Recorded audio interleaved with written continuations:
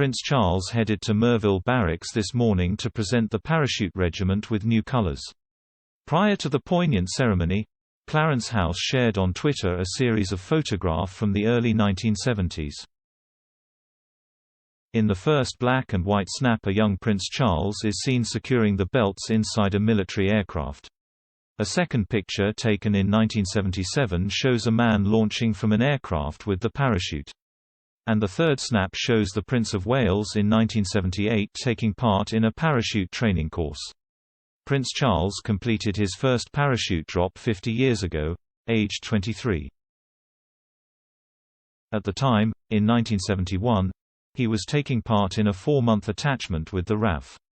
The future king jumped from an Andover into Studland Bay in Dorset. 6 years later, the Prince of Wales became the Colonel-in-Chief of the Parachute Regiment.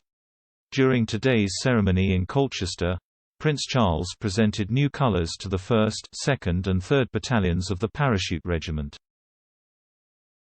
During the event, the old colours marched off for the last time before leaving space to the new banners. During the consecration service, the new colours were presented to the 3 battalions. The event closed with a stunning flypast and freefall display by the Red Devils.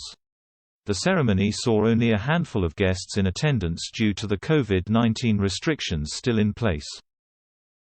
Prince Charles counts several honorary military appointments, including the ones of Honorary Air Commodore of Royal Air Force Valley, Honorary Commodore of Her Majesty's Coast Guard and Commodore-in-Chief, aircraft carriers.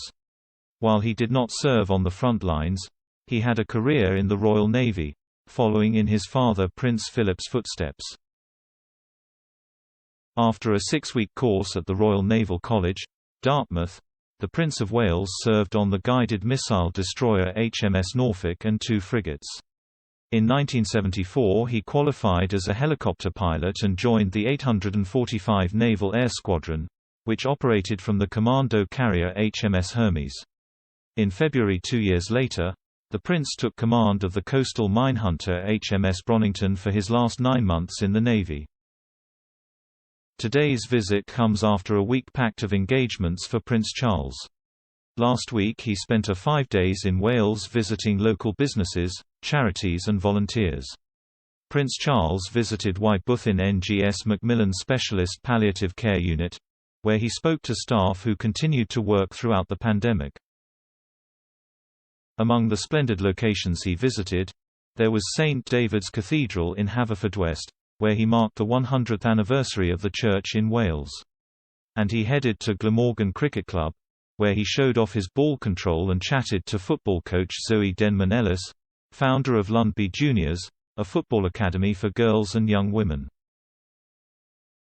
The Prince of Wales was accompanied by Camilla on some of his engagements, while the Duchess of Cornwall also carried out solo visits, including at Clanwick Vineyard, where she marked the 10th anniversary of the vineyard as the patron of Wine GB.